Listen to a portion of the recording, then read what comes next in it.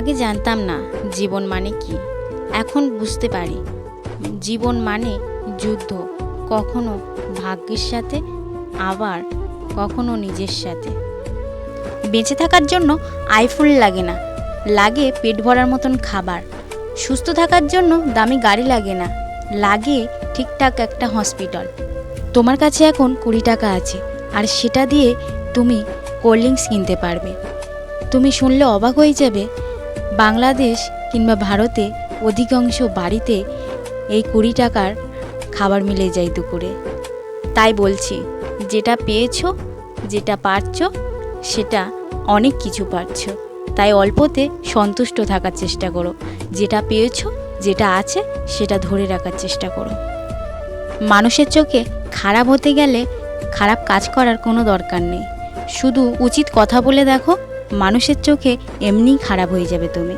সব শিক্ষা বইয়ের পাতা থেকে হয় না, কিছু শিক্ষা বাস্তবতা আর পরিস্থিতি থেকে শিখিয়ে দেয় আমাদের।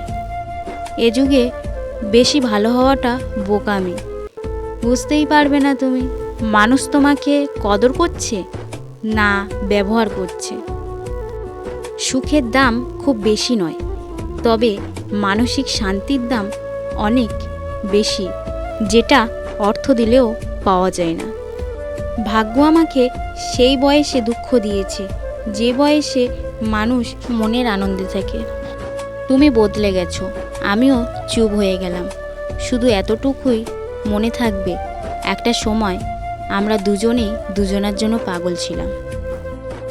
সুখ খোঁজার জন্য পুরো পৃথিবী দরকার হয় না, শুধু নিজেকে বোঝার মতন একজন মানুষ পাশে থাকলেই যথেষ্ট।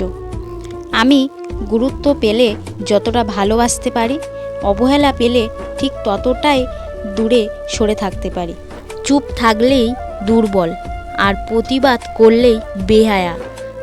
আর এটা আমাদের সমাজ।